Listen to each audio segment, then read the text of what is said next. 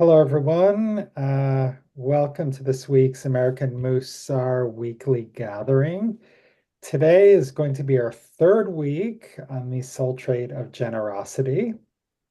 We will begin, as we always do, with a short meditation. So I invite you to relax, close your eyes, and settle in, and take in a deep breath through the nose and hold. And exhale through the mouth and hold. And again, inhale through the nose and hold. And exhale through the mouth and hold. And as thoughts come into your head, just observe them and let them pass, like watching a car move past on the road. Now is not the time for solving problems. All you need to do is inhale through the nose and hold, and exhale through the mouth and hold. And on your next inhale, say to yourself, Shema. And on the exhale, listen.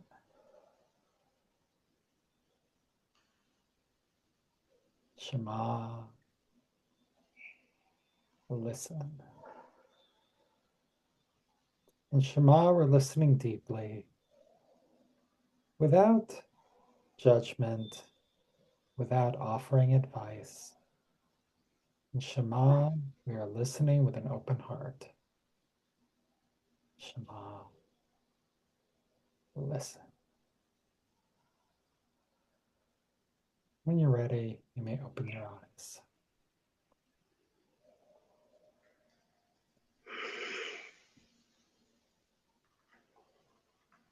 Hello, hello, Harry and Martin. Welcome. All right, so to get started today, pretty simple question. How has generosity shown up for you in the last week or two? Maybe someone was generous towards you. Maybe you were generous towards someone else, or maybe you were not generous. You had an opportunity and you felt yourself holding back for some reason. So let's start our check-in there. Hey, Sarah.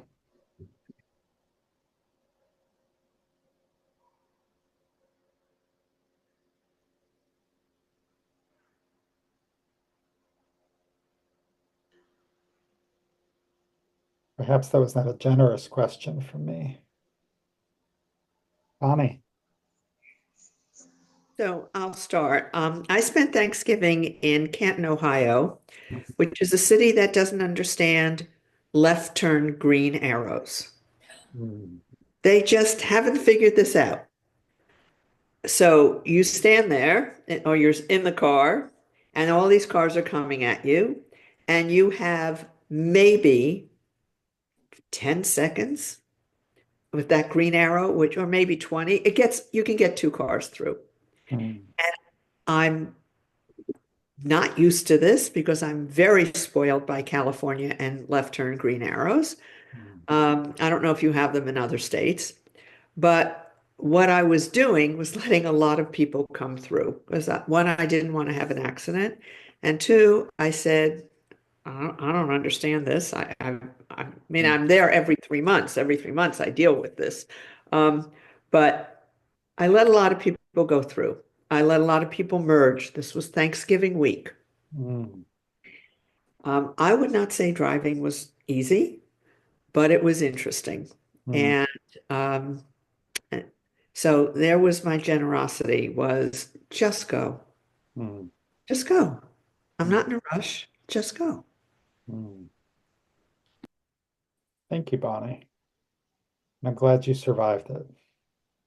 So I have Wendy and then Michael. Well, I think in the last month and a half, I've been put in the position to ask people for generosity. And I've just been really blessed with everybody and their patience and giving me generosity, because coming to Mussar for half the time because I made a mistake.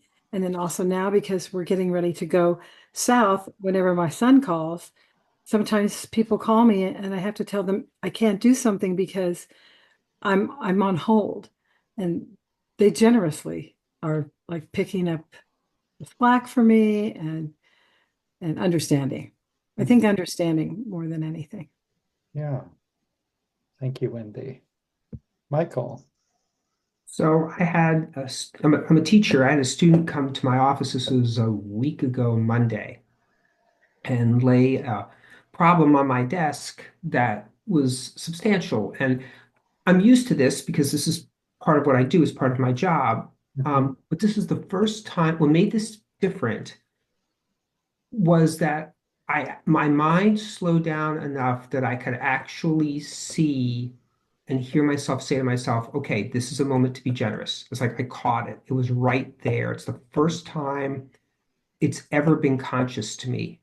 I may have been generous that way in the past because of some other motivation or because of some inclination or something. This is the first time I've ever had that kind of conscious experience. And I'm so grateful to y'all, and I'm so grateful to Musar for it's the first time that's ever happened. And it was like, wow. I don't know if it'll ever happen again, but it was really neat that it did. Yeah. Yeah. What was the kind of, if I can ask you, and thank you so much for sharing that, what was different about it? Because you did recognize it. What do you think was It was different about conscious. It was I could actually hear my in my mind, it's like this is a moment where you want to be generous. Like I it was conscious. I was like it was intentional as opposed to I'm being generous because that's just something I do, or I'm being generous because I people expect me to respond in a certain way at this point. It was conscious. It was and actually conscious. yeah, yeah. So I'm hearing it was conscious and it wasn't just Yeah. something you were doing. Yeah. I think that consciousness enriched the experience for you or changed uh I mean, you sounds like very profound and you sound very grateful that Yeah. I you mean, had that. yeah, it did. I think it made me a little bit more aware that I was listening and that was what I wanted to be doing right there. So it Yeah, wasn't just, okay, stop, be generous. It was sort of continuing with me through the conversation, like, okay, this is what I'm trying to do here. I'm trying to listen here. I'm trying to practice generous listening. This is what I'm doing here. And I was sort of in that mindset as opposed to in some other mindset. yeah, yeah. Yeah. Well, thank you so much for Yeah. sharing that. It sounds like you were very focused on the student and what they needed. Okay, so Beth, you are up next. Um, I missed the week before Thanksgiving because my husband was in the hospital Hmm. and he usually does the driving. So I was doing driving to and from the hospital. And this was very trying for me. Um, I am sometimes nervous when my husband is driving. We laugh and I say, I only yell at you when you're driving. Uh, because it takes I get very nervous. I realize that he's doing a having to do some of the driving. I realize he's doing a very good job considering the traffic conditions. And I was also like Michael, I was thinking about the Musar lesson. And I was thinking about being generous as I was driving. And I realized that I could be generous in letting people in front of me and being gracious about it, and then thanking them when they let me in. To actually say out loud, thank you, and, to the car behind me who'd slowed down and let me merge into the traffic. So uh, and thinking about it, I try and think about the characteristic that we're working on every morning. Try and consciously think about it and remind myself 2 or 3 times during the day that this is what I'm working on. It helps me be conscious of those moments when an opportunity comes up.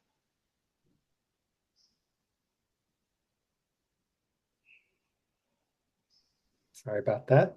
Thank you so much for sharing that, Beth. Wow, what a wonderful example of how Mussar can sort of impact our lives. And it sounds like, this is one that's a couple of times shown up in traffic, and that's traffic is a good litmus test for kind of where we are with our Mussar practice, I think. I know for me, if I start like making sudden decisions about, oh, there's a car here, I'm going to take a right turn so I can get around. And then it's like, okay, that's where my order is, sultrate is getting out of balance. And I need to just kind of stay with the plan a little bit more. So it can help us in a lot of ways. I want to, I think those last two stories we heard are a good segue to something I wanted to get to today. And that's, we didn't have a mantra on the slide the last couple of weeks, but I've added one. Um, Generosity opens the heart, and an open heart leads to generosity. And so I want to stop and think about that for a moment. I'm going to put that in the chat. So what might that mean, and how might that relate to kind of what Beth was just talking about, or what Michael was talking about, or what Bonnie was sharing?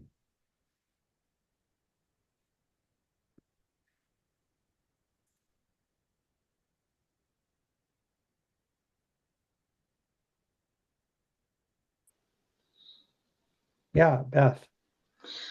Um, I find the mantra is really helpful.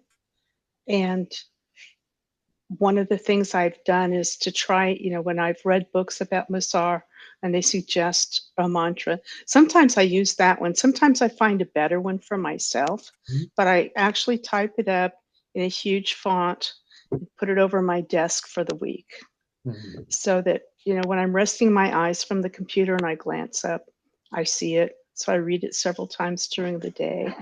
Helps me keep it, in mind what I'm doing. That's great. That's what it's for. And I think it's so wonderful that you kind of write your own that fits where you are on occasion. What do I mean by opens the heart?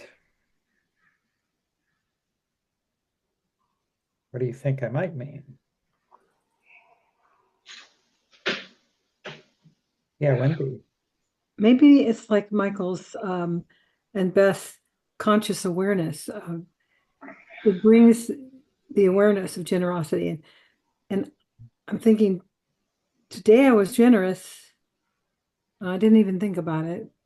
But then that led me to be generous to somebody else. So my hairdresser, her husband is facing maybe getting a heart transplant. He's Mm, like he's like 35 or something. oh, There's something going on, but that really didn't motivate me to do it. But I was just my feelings toward her, just showing the feelings toward her and being a little bit more generous in the tip. I mean, it seems like it wouldn't be, but then when I got home, I was able to show generosity to my husband for some things that he had today. So I think it does. It's just generosity leads to generosity. mm, A conscious awareness of it, I mean. yeah. Martin.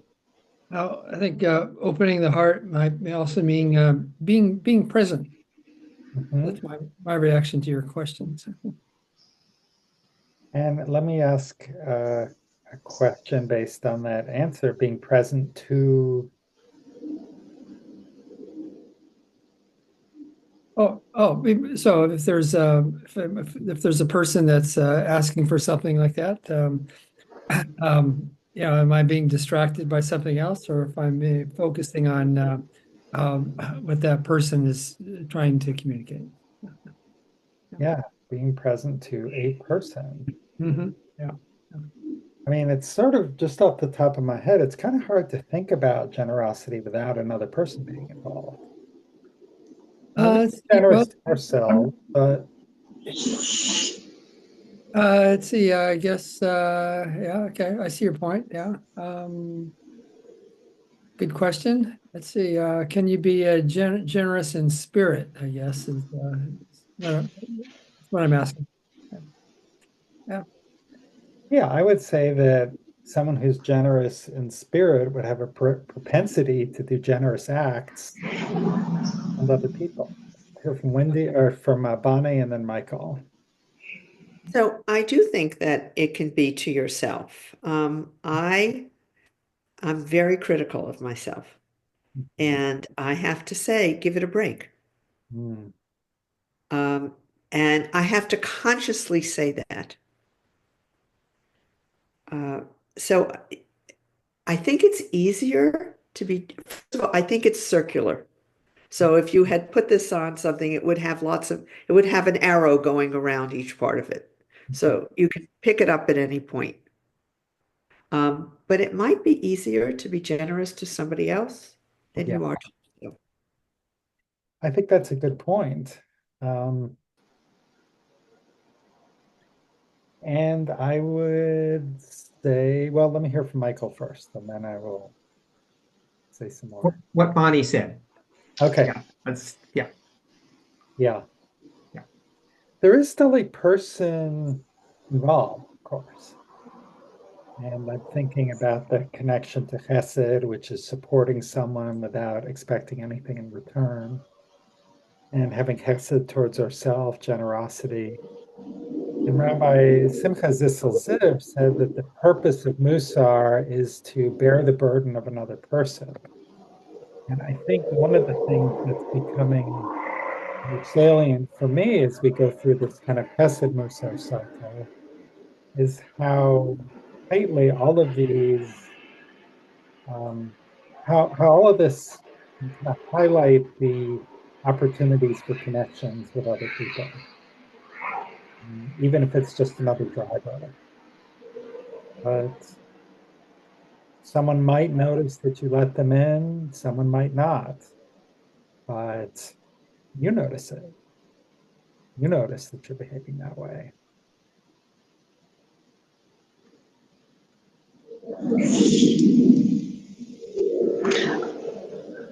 Yeah, Beth. I think there's a certain amount of trust involved that God is going to take care of you. I mean, when we give things away or money, we have to trust that God is going to fill our needs. It's a little different when you let somebody through in the traffic. Eventually, you're going to get your chance. So there's not quite so much trust involved there. But I feel like, um, yeah, I cut myself some slack sometimes, and I sometimes need to do that. But I really don't feel like I've been generous I until there's someone else involved. I really feel, uh, for me, it involves another person. Mhm. Thank you. Wendy. Well, I was just going to say that's an incredible point of view. Usually, or maybe it's always, I don't usually say that, but um, some person somewhere will benefit from our generosity. Because when you were talking about people, I thought, well, we give to plant trees in Israel. How's that? Eventually, people are the ones that benefit from our generosity and ourselves too. We're people. Yeah. Yeah, I can't think of a single instance where you would be generous and it wouldn't directly affect some person.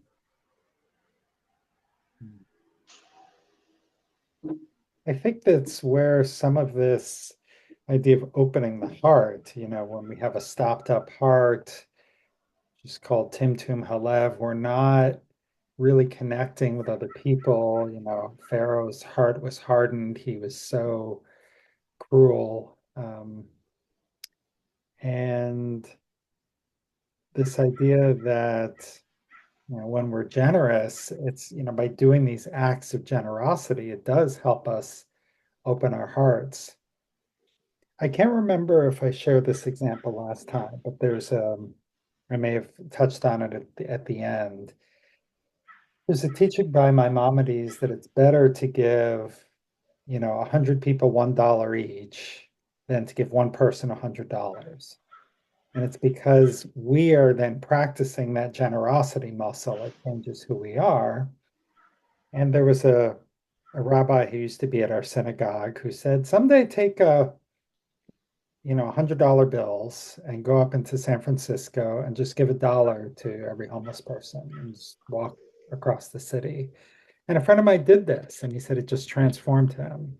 Like by the end, he started connecting with people. His discomfort went away.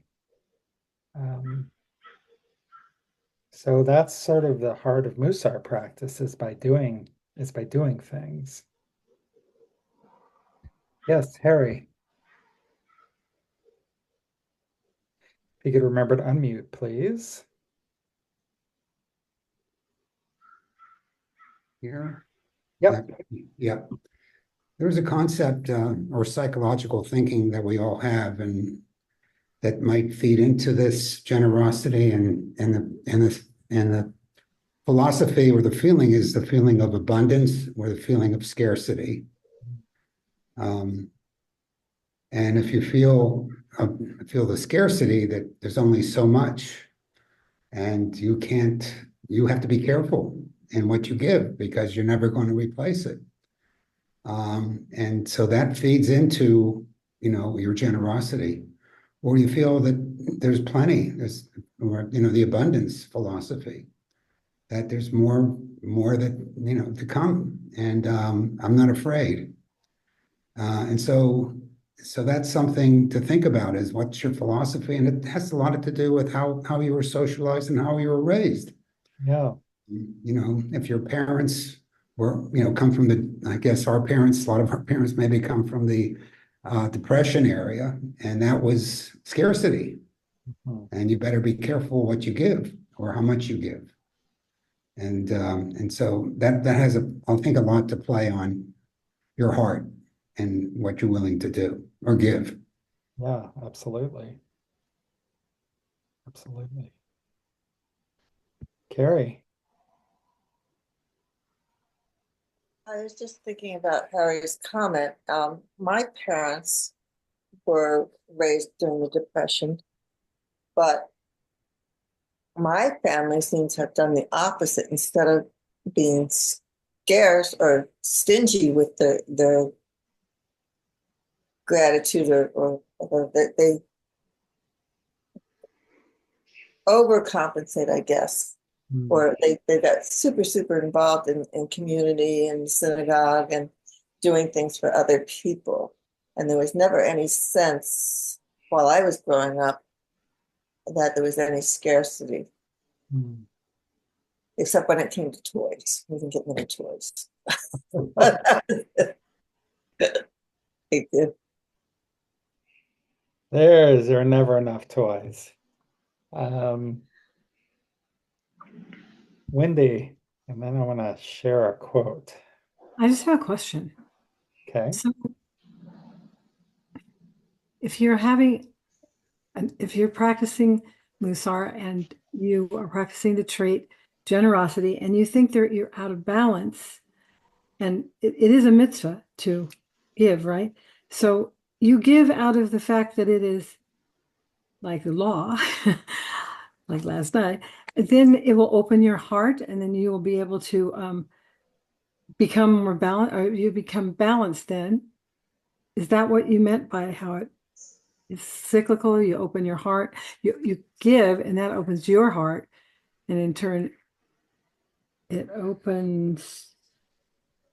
leads to more generosity. Yeah. Yeah. Like if you're open-hearted, you'll tend to be more generous. But if you're doing acts of generosity, that will also help to open your heart. So they're sort of reinforcing. I think your question is a good segue to this quote that I wanted to share. It is from Orchat Sadakim, which is a medieval Mussar book, probably written by a woman. So does someone want to unmute and read this first bullet, please?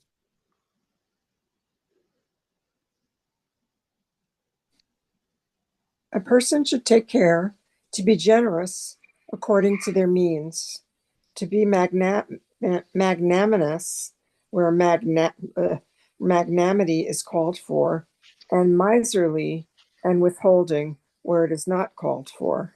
Orchard, yeah, Or Chod Sadikim. thank you. Yeah, that's a tricky one to pronounce. Thank you, Sarah. Okay, I'm going to stop the share and then I'll put that in the chat. So what is this talking about? What's the basic idea that the author is conveying? Maybe you agree, maybe you don't agree, but what's sort of the point they're trying to make? Yeah, Beth. Being wise about your generosity, Uh-huh. using discretion. Yeah. Wise, using discretion. Fantastic. Martin. It seems like that should be obvious. That's how you would do things. If you don't have it, you can't give it, and if it's abundance, you can. So it seems pretty obvious situation, right? That's my opinion. I mean, Yeah. who would not act that way, I guess, put it that way. Well, my mother never had enough money, but she was always like, she was spending and buying things from QVC, but also she always had like this charity and that charity she was giving money to. So some But people she, do but that. she, but there was that was a she had she was able to give it, so she gave it. Yeah. And I thought that quote says that, well, if you can't do it, then don't give. I thought that what it said?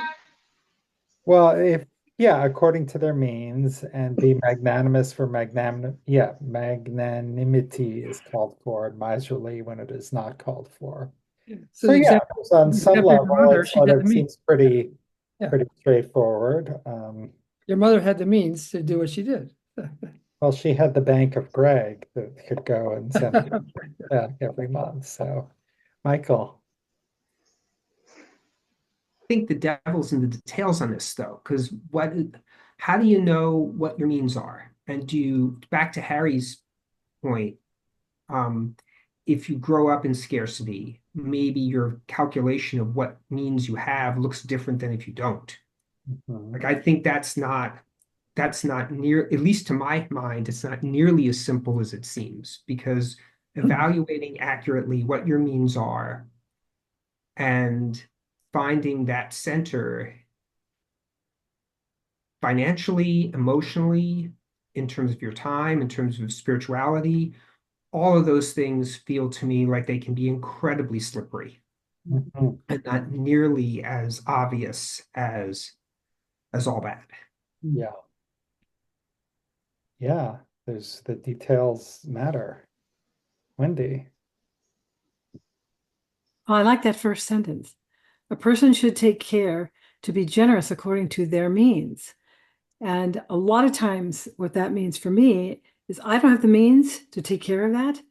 So I will go out and I will gather the people with the means, collect the means, and then be able to take care of it that way. It doesn't always mean that you have to do it by yourself, I think. Tell me more about that, not doing it by yourself. Okay. Suppose that there's a child at the synagogue and needs to go to the school. And there's no more scholarships, and this child really needs to. I can't afford to put the child through school, but what I can do is go to others who I know who would be interested in actually putting together a little scholarship fund for the child to go to school. Yeah, That's thank you. That's a great example. Bonnie. So I think you all know this, about 15 years ago, I moved into fundraising from being an educator. And one of the things I do is I train nonprofit boards on how to have successful fundraising meetings. And what I often hear is, I can't ask for money. I can't ask for money. It just makes me too sick. I can't ask for money. So what I say then is, can you tell the story? Oh, of course I can tell the story. I know why we need it, but I can't ask for money. So when we team up, we take people's strengths. So one person can do the story and the other person does the ask. And then to fill in with what Wendy just said, you don't have to do it all yourself. Mm. It's a team. Yeah.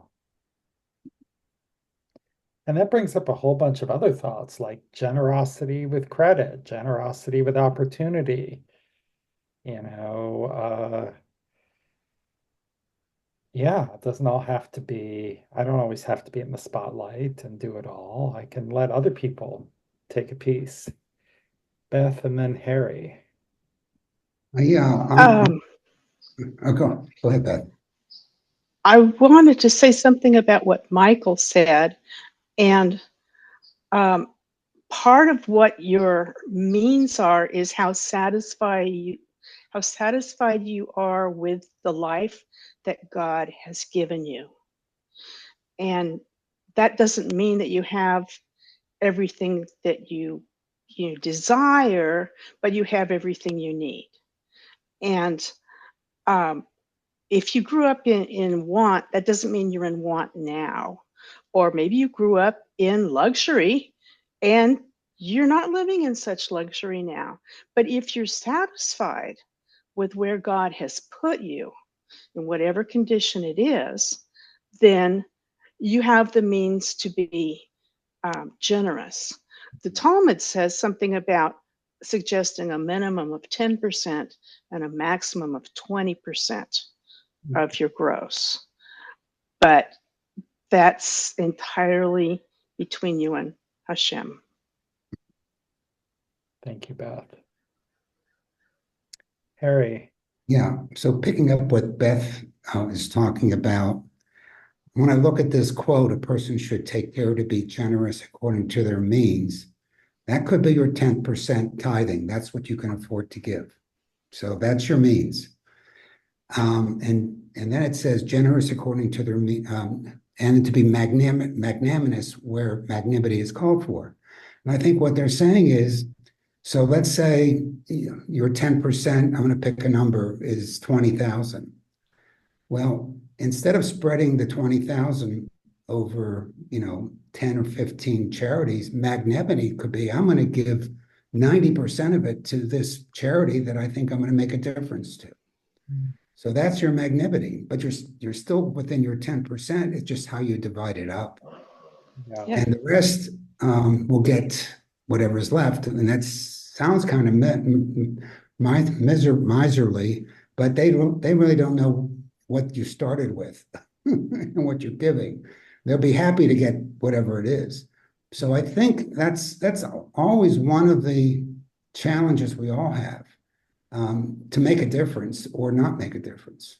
Yeah. But you're still within your you're still within your means.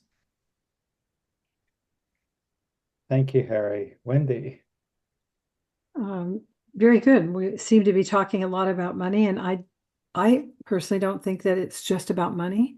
I think that you can be generous in just the way that you think about another person, but also you can be encouraging, because if a person is going to be doing something that's going to help a lot of people and they're really enthusiastic about it, but then their enthusiasm wanes, then you can get in there and encourage that person to finish the job that they actually can do, and then that helps people too. So I think you could be generous in how you talk to others and volunteer. That's another way to be generous, I think. Yeah. Yeah. No, that's a great, those are great examples of going beyond money. There's one thing that I've been thinking about, this withholding piece at the end, because what if, I'm a parent and I have plenty of money, a millionaire, and does that mean I should give my kid every toy they want? Back to the toys thing. Should they get a new toy every day? Is that generosity? I see a lot of shaking heads. Why not? I have the means. Or is this talking about maybe something more than just means? Yeah, Beth. Life doesn't always give you everything you want, and you start to learn that as a child when you don't get every toy you want. Right. And sometimes you say that you want something and you realize 5 minutes later you don't really want it. But gee, dad got it for me already. Oh, so I have to act like I'm grateful for it because dad gave it to me, but I decided I didn't really care about it. I mean, that makes a person, if you give them everything they want, it makes them ungrateful. It Mhm. makes them expect everything that they want. Or you can't. Not everybody's alike. I Right. know you all have perfect kids. Right. But it's yeah, what you're what I'm hearing you say is there could be some negative consequences for the child if they're just given everything and there never any limits on that. Martin. To your comment about should a parent give a child a toy every day? Um, I have two cousins whose father had unlimited means basically, and he would give his child, there's my cousins, whatever they wanted anytime. I was 12 years old when I witnessed how spoiled those my cousins were. So when I got back home from Chicago, I told my dad at 12, I think maybe I was 10 years old. I said, Dad, I'm glad you're not rich. Hmm. I saw the negative effects of giving too much. So okay. Yeah. Anyway, the comment. So, yeah. Yeah. Okay, so we got a couple more. Karen. I'm thinking about how sometimes it is easier to give something to someone who wants it um, rather than to say no or give time or teach or do something differently. And that type of generosity can be selfish. So that's a bit oxymoronic, but when we find it easier to give to save ourselves uh, time or something else, we may actually be generous in one sense, but we're actually being selfish in another because we're not taking the time to help somebody become a better person. Yeah, my wife and I it reminds me of something we were talking about. When we bought our first house, we had to sign, a gazillion papers. And I think California is particularly ridiculous about the number of papers you need to sign. And our daughter was really little and needed our constant attention. And that was the first time we ever did the TV babysitting, which we tried to. And we put on, because the Macy's parade, they had a river dance. And so we put on a river dance VHS tape and let her sit and watch that. And that was, something we needed to do. But if every day it is just, I'll be generous and let the kid watch TV, well, you know, then maybe I'm actually being selfish with my own time and not sharing with them. I think that's the point you were making, Karen, right? That was the example it made me think about. Exactly. Yeah. Yeah, there's a lot of depth here today. Okay, well, we're gonna start heading into our breakout rooms next. And so, oops, that's not it. So I suspect many of you read the email that I shared today, or that I talked about today, where about generous questions. And Krista Tippett, in her book, she talked about a generous question as being expansive. It can change the conversation and the relationship. It expresses curiosity, openness, and a deep desire to understand a different perspective. And in a time when there's a lot of divisions in the United States, there's a lot of divisions within the Jewish community, I think it can be hard to ask generous questions. So I want to, as maybe some possible things to talk about, what is your experience with generous questions? Good ones that you've gotten, or maybe what holds you back from asking generous questions? How do we, why is it hard to sort of stay in that mindset? Be open-hearted questioning, as it were. Okay, I'm gonna put this in the chat. And the rooms are about ready to go.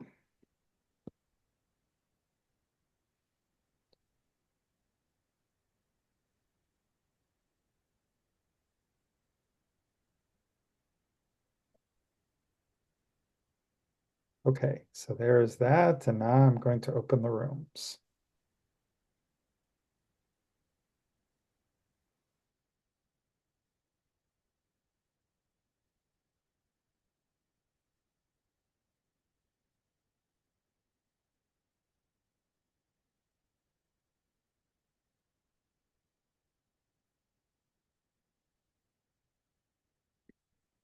Let's start.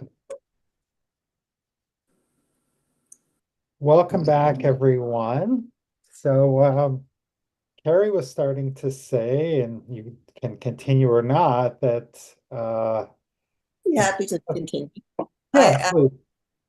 We were chatting, and I realized that I use this kind of questioning with Paul, my husband, because we both have very different styles of communicating, and it can get very difficult sometimes. And this kind of questioning helps take with anybody. It will keep them from feeling defensive. Hmm.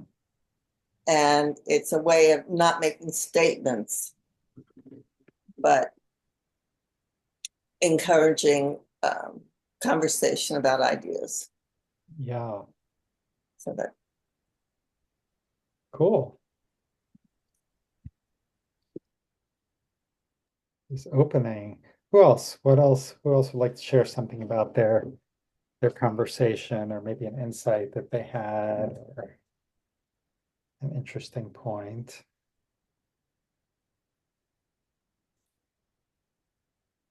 Bill, we haven't heard from you today. I just want to give you an opportunity to share. There's no obligation to you. I realize I am mildly putting you on the spot, but no need to speak up if you don't want to.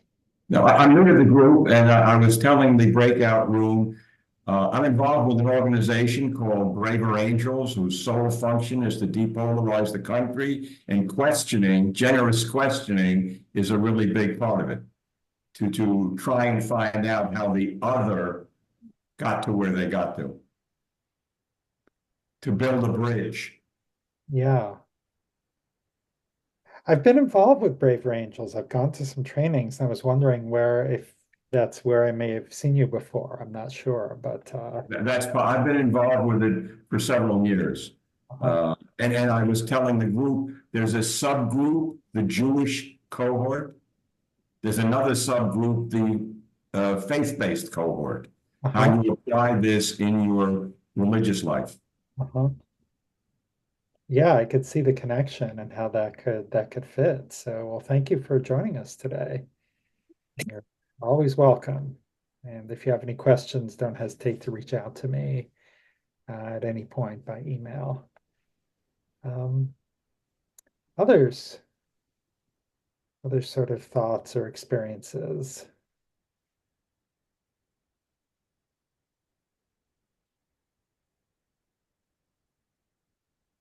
One of the things, there was a longer, I found the Krista Tippett quote from a longer piece that she wrote, or that she was interviewed about this book. And one of the things she says is it's sort of impossible not to answer a generous question. It really does sort of open people up. And, is that important? Are there times when maybe we don't? I'm sort of playing devil's advocate here, but are there times we really don't want to know the answer? So maybe we don't ask a generous question, or we're, mad at the person. And my question is a way of kind of digging in a little bit, all I did was ask a question. Yeah, but your question was really kind of mean and pointed. So,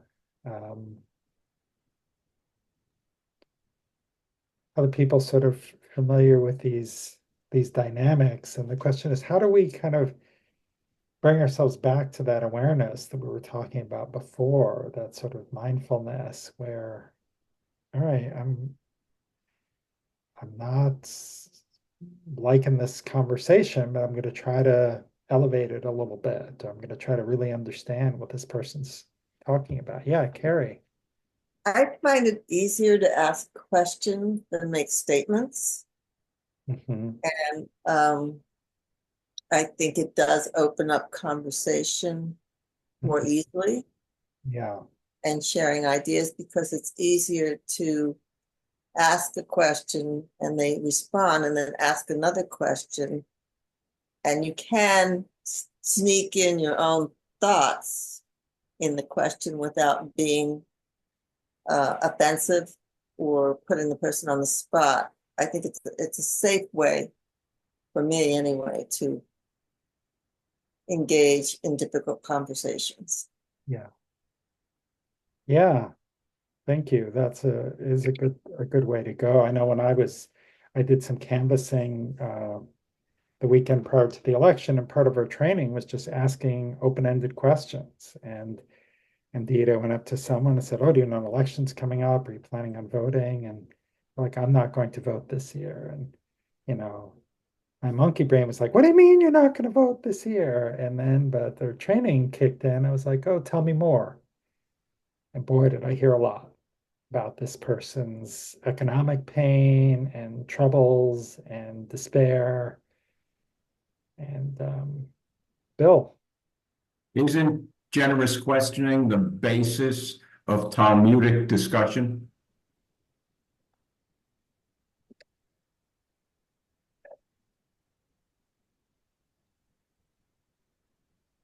I don't know that I think that's a really fascinating question. Um, I mean, I think at its best, yes, but not every rabbi or not every story in the Talmud has people on their best behavior. But I had read that you were not allowed to speak up unless you were able to argue both sides of an issue. Bye, Bonnie. That is kind of the best. There is a famous dispute between two different houses thought. And the one that's spoke to the other person's point of view first was the one that was sort of favored. And it says, these and these are both the words of God, but go with the house of Hillel because they speak to the other person's side first. So yeah. So presumably the other side didn't do that. So I'm saying not every question or not everything is done perfectly, but it's those two we learn from about how not to do things. Well, we are at our time. We'll close with just a very quick meditation. I just invite you to close your eyes and take a nice leisurely breath. Let's take a moment of gratitude to all of the souls who have joined us here today, who have been generous with their time, generous with their thoughts, generous with their questions, and generous with their answers. And when you're ready, you may open your eyes.